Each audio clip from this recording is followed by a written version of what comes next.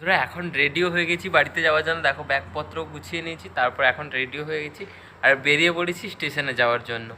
দেখো প্র্যাকটিস করতে গিয়ে বুট কত নোংরা হয়ে আছে, দেখো পুরো মাটি জুড়ে আছে পুরো বুটটায়।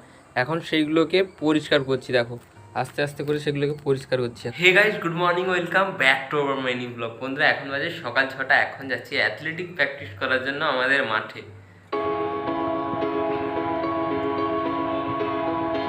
এখন বাজে সকাল 9টা, এখন প্র্যাকটিস থেকে চলে এসেছি। প্র্যাকটিস থেকে এসে এখন ফ্রেশও হয়ে গেছি, কিন্তু গায়ে সোয়েটার দিয়ে রেখেছি, পুরো ঠান্ডা। তার জন্য গায়ে থেকে তো সোয়েটার খোলা যাচ্ছে না, কোলাঘাটে প্রচুর ঠান্ডা পড়েছে।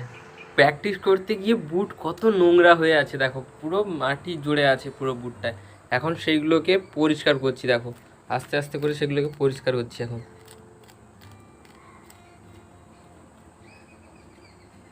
কালকে তো আমি এখানে এসেছি, তার জন্য রুমে তো খাওয়ার মতো কিছু নেই জিনিসপত্র। এখন সব বাজারে যাচ্ছি, এখন সব কিনে আনবো।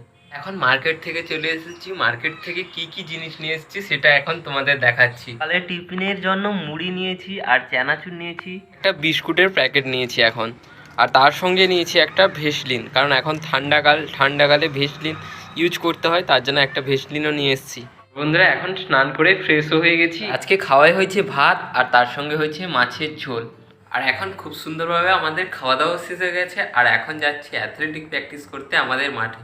তো চলো তাড়াতাড়ি প্র্যাকটিসটা করে আসি, এলে আবার তোমাদের সঙ্গে দেখা হবে। প্র্যাকটিস করতে গিয়েছিলাম, একটুখান প্র্যাকটিস করার পর বুকে জোর ব্যথা। আমার একটা প্রবলেম আছে, একটু প্র্যাকটিস করলে জোর ব্যথা বুকে কিছুদিন থেকেই হচ্ছে।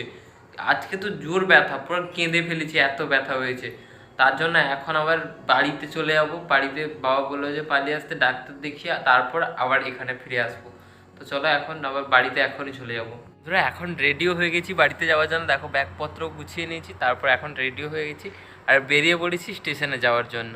এখন চলে এসেছি মেছেদা স্টেশনে। এইটা হলো মেছেদা স্টেশন, আর এখন আমাদের এইখান থেকেই ট্রেন আছে।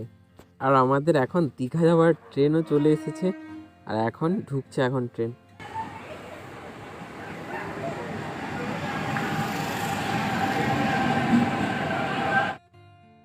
আর এখন দীঘা যাওয়ার জন্য ট্রেনও আমাদের ছেড়ে দিয়েছে। আর দেখো পাশে আরও একটা ট্রেন যাচ্ছে, সেটা হাওড়া যাচ্ছে, আর আমাদেরটা এখন দীঘা যাচ্ছে দেখো। আর এটা হলো পাঁশকুড়া স্টেশন।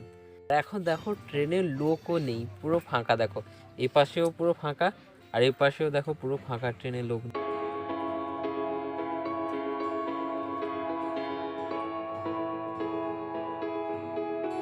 আর এখন চলে এসেছি আশাপূর্ণা দেবী স্টেশনে। এইটা হলো আশাপূর্ণা দেবী স্টেশন, এইখানে ট্রেন থেকে নামবো আমরা।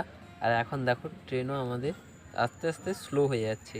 এইখান থেকে মন্দারমণিতে আবার বাড়িতে ফিরে যাব।